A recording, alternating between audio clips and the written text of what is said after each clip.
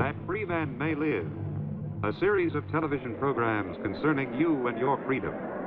Produced by KTCA-TV, St. Paul, Minneapolis, for the National Educational Television and Radio Center. The price of freedom is constant vigilance, a vigilance which must face many threats.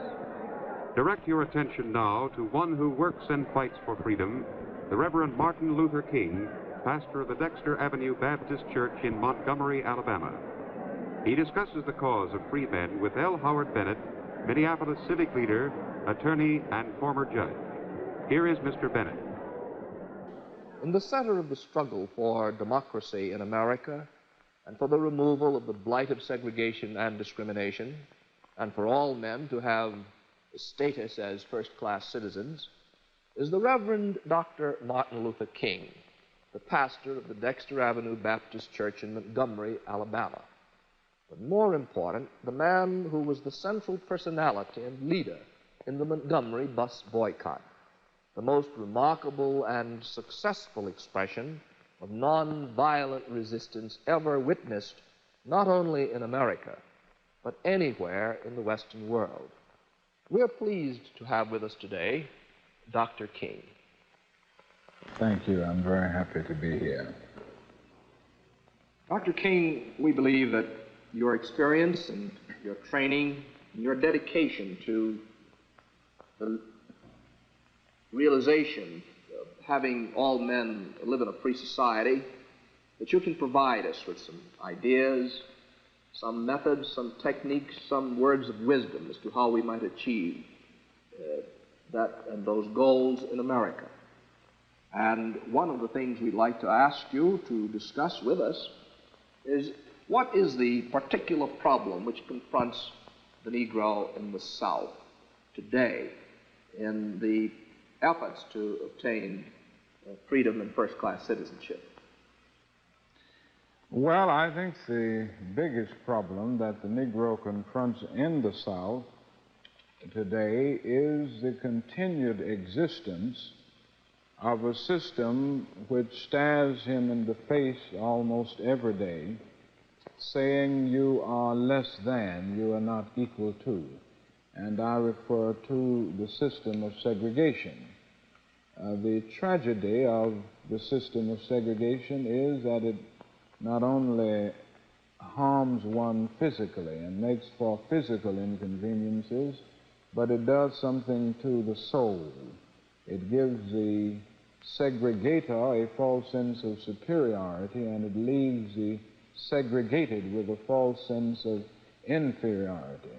So that this is one of the things that, and probably the major problem that the Negro confronts in the South in his struggle for freedom and human dignity, the continued existence of this system and the resistance of forces that are not really in line with the struggle for freedom, forces that are enemies to democracy. So that on the one hand there is a system, on the other hand there is a strong resistance of forces that would say they will never comply with the law of the land. And their legislative halls ring loud with such words as interposition and nullification, so that we see this defiance. Now, I don't want to give the impression that there has been no progress in this area. Certainly, the system is gradually breaking down, and this, I think, is a very hopeful sign. And as the system breaks down, it makes it better, and it makes it possible, in a greater sense, for the Negro to achieve the freedom which is his aim and his goal. Have there been, Dr. King, any historical facts within the past decade which you would say has been most effective in strengthening the Negro's zeal for achieving first-class citizenship? Yes, For instance, the Supreme Court decision. Sure. Is an important historical factor. I think so. I think the Supreme Court's decision of 1954 did a great deal to give the Negro a new sense of hope and also a new sense of dignity and self-respect. I think this was one of the greatest forces in this decade, or certainly in this century, to give the Negro a new determination and a new inner sense of dignity and a new sense of destiny. Not only that, I think world opinion, the rolling tide of world opinion has had a lot to do with the new sense of dignity of the Negro, the fact that you've had an independent struggle in so many countries in Asia and so many countries in Africa, I think gave the Negro a new sense of worth, and all of these forces have conjoined to make for a real sense of hope and a real sense of dignity on the part of the Negro. It's interesting to many of the students of the problem of minority groups in this country that the Supreme Court decision, as it seeks to remove segregation from the schools of the South, does not deal with something of a counterpart in northern communities. And that is that unless we are quite careful to break down the racial ghettos which exist in the North, that the North has the real potential of having a more firmly entrenched segregated school system based on neighborhood segregation than the South. Now, does that suggest some particular approaches for northern communities? I think so. I think it is quite true that in the North you have potential for great racial conflict and certainly a type of segregation that is not legally enhanced but has subtle and hidden forms which in many instances are much more difficult to get at. This housing problem, which is a national problem, is one of the most difficult problems we face in the nation. And I think we have a great responsibility. I mean, all Americans have a great responsibility to seek to eliminate discrimination in public and private housing, because so long as you have that, you will never have truly integrated schools, and you will never have a truly integrated society. No section of the country can boast of clean hands in the area of brotherhood. Some sections are better in the sense that they do not have the problem as intensified as other sections, and some sections are better in the sense that they do not have the system legally endorsed as you do in the South. But at least we do find it in all areas of our nation in some form, and this places before all of us a tremendous moral responsibility, because injustice anywhere is a threat to justice everywhere. One of the great law cases decided by the Supreme Court of the United States around 1950 was one which made unenforceable restrictive covenants, which made it not unconstitutional but unenforceable in the courts for these covenants to be enforced. And yet, even with this decision, there still is restrictive covenant mindedness. And what we are witnessing now is that the law alone is not sufficient to overcome these sort of fixed attitudes towards people and practices in dealing with people in our American communities. Now, since 1954, we have witnessed a considerable migration of Negroes from the South to western, midwestern, and northern cities, and also some immigration from Puerto Rico, of Puerto Ricans into some of the eastern seaport cities like New York, Philadelphia, and Jersey City.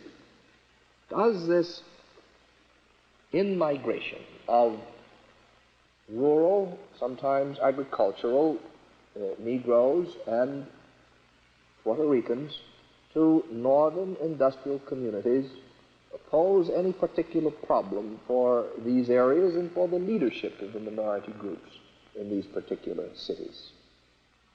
I think so. I think wherever you have a good deal of migration, you do have some problems emerging. And I'm sure in our large urban areas in the United States, with a good deal of migration taking place daily and weekly and monthly, there are some new problems created. There is always this problem of urban dislocation, and this happens to individuals of minority groups, which poses for the leaders in urban communities a real responsibility to help the individuals moving in adjust to urban life and to new situations.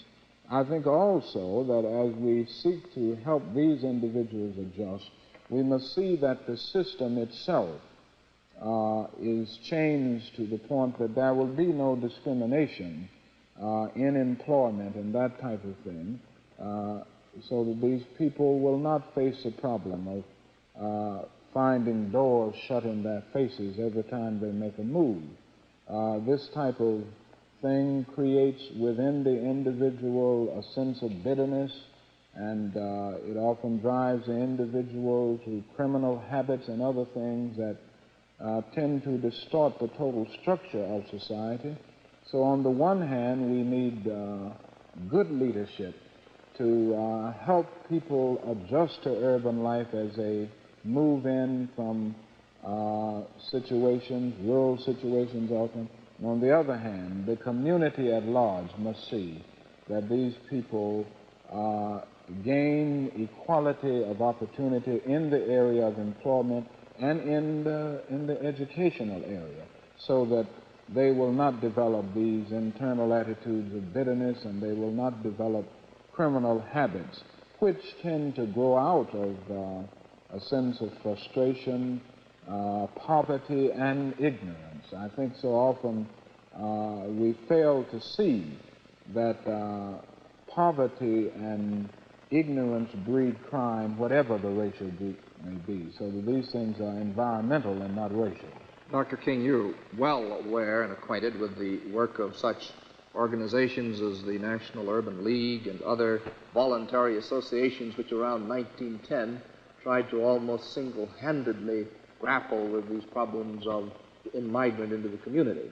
Now, some of the students of urban problems are beginning to say that this matter has reached such tremendous dimensions and proportions that in addition to voluntary organizations, there is the need for an assumption of responsibility by governmental agencies, commissions, and other committees created by executive order or by legislative actions of city councils or state legislatures.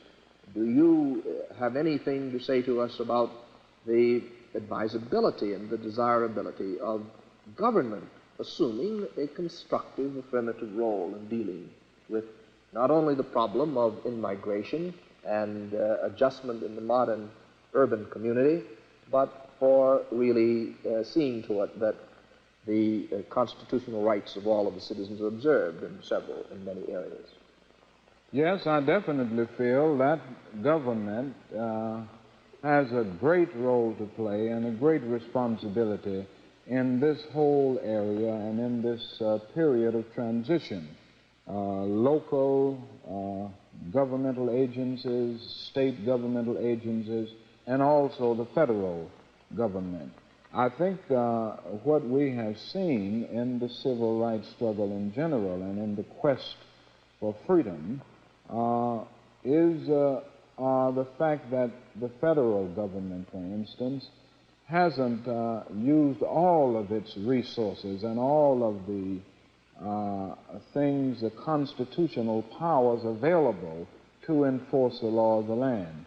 So that I think a more definite role, a more positive role rather, should be played by the federal government and local governmental agencies in every state in the Union and in every city should take a more definite stand, because all of these agencies will have to work together if we are to achieve a truly integrated society.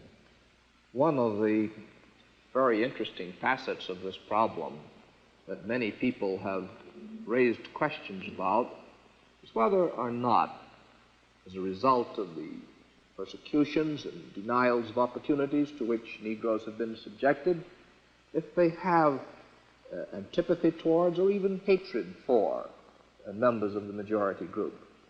Is there anything in the religious and spiritual background, or even, let us say, the relationships which developed in the plantation economy between Negroes and whites, which have bearing or effect on this particular facet of the situation? Well, I have no doubt that the system of segregation and the system of slavery which preceded that did a great deal to cause the Negro to develop some attitudes of antipathy or some bitterness even toward the majority group. I don't say this was true of all Negroes. It isn't true today, and it wasn't true in years gone by. But I'm sure that in any situation where you have an oppressor standing over an oppressed group, the individuals in the oppressed group tend to develop, they are at least capable of developing an attitude of bitterness toward the oppressor. However, I think we are seeing some very hopeful signs in this area. There are many people, many leaders in our country and over the world who are saying to members of oppressed groups that you can never solve the problem by meeting hate with hate, because to hate for hate only intensifies the existence of hate in the universe, and somebody must have sense enough and morality enough to cut off the chain of hate. So that there is this emphasis that we must avoid not only external violence, physical violence, but also internal violence of spirit. And I think if the leadership in the Negro community all over the nation will take this attitude and urge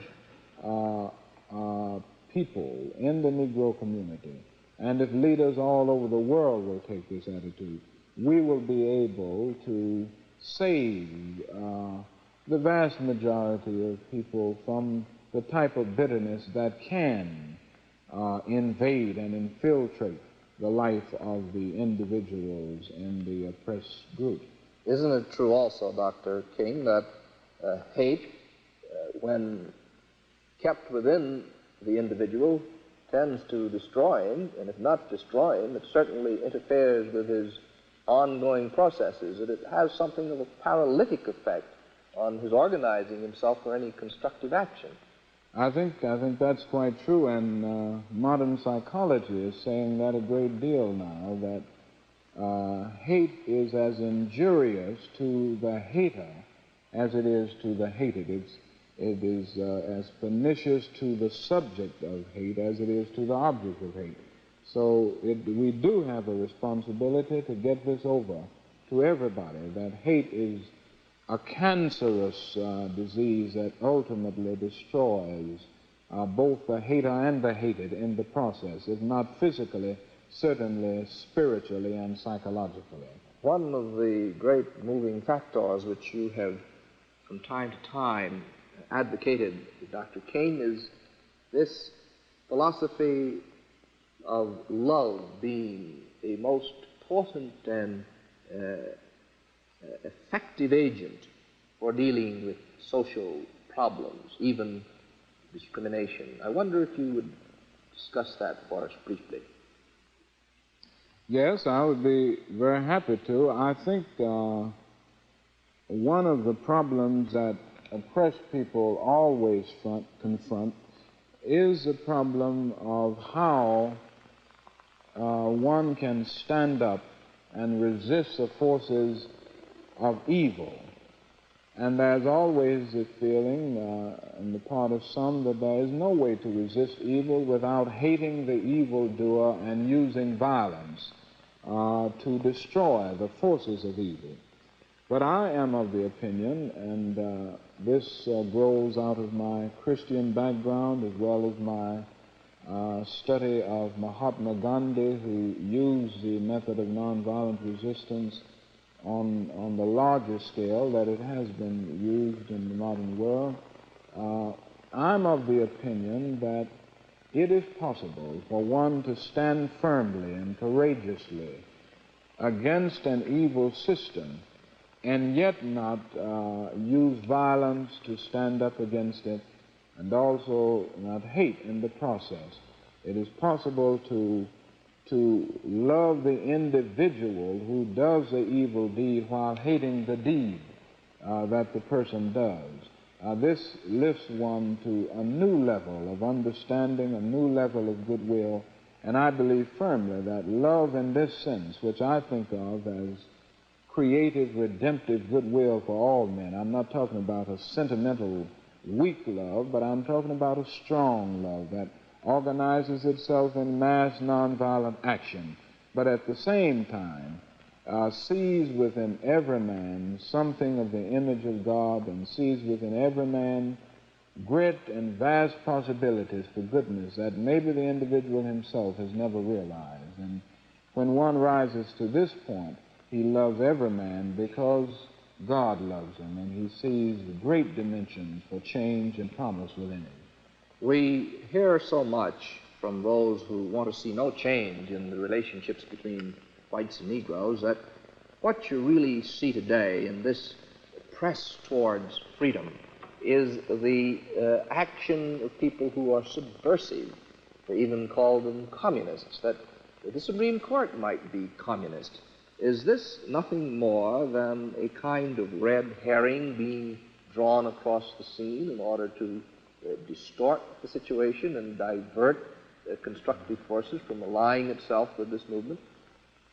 Yes, I think that is exactly what it is. One of the favorite devices of the reactionary has been to attempt to smear any liberal voice or all of the liberal voices in order to silence them. But we know full well that these forces that have stood up for brotherhood have done more to defeat communism in our nation than almost anything else you can point to.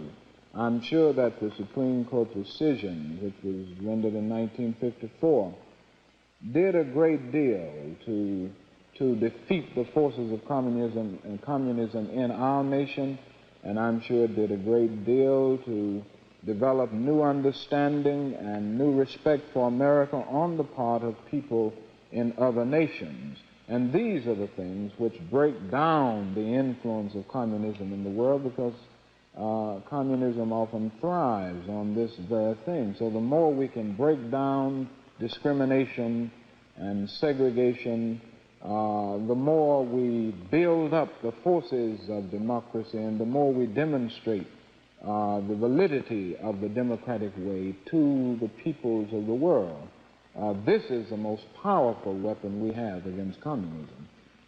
Now we've talked considerably about the responsibility which the Negro and Negro leadership has for bringing about first-class citizenship and removing the cancerous presence of segregation and discrimination. But is there not some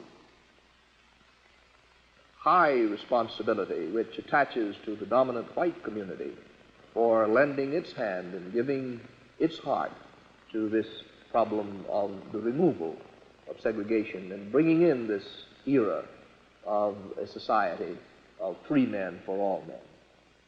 Yes, I think there is a great role and a great responsibility facing the members of the dominant group in our nation, for if you do not get this courageous, forthright stand from people in the dominant group, we cannot expect to achieve the ideals and goals of an integrated society. And as I've said so often, the festering sore of segregation debilitates the white man as well as the Negro. so that he must be as concerned about doing away with this evil as a Negro, and he must work in many areas and through many channels to remove the blight of segregation and discrimination from our nation. Is it not also one of the major problems with which the Negro community itself is concerned is this matter of internal discipline? That not only there is the need for the mobilization of the moral, spiritual, and ethical forces, but there needs to be a recognition of the need for persuasion by example, by excellence of performance, by community acceptance of, or the acceptance of community responsibility to indicate that there is every reason for withdrawing or lowering the barriers which preclude the integrated society of free men. I think that is very, very important. We must work on two levels. On the one hand, we must work to resist the evil system. On the other hand, we must seek to improve our standards wherever they lag behind. So this is very, very important. We gain the respect of others so often by respecting ourselves, and we must make it clear through our determination to improve our standards that we are worthy of this integrated society which we talk of. Well, Dr. King, you have brought us not only wisdom and great insight, but an especial capacity to articulate on this matter. Thank you very much.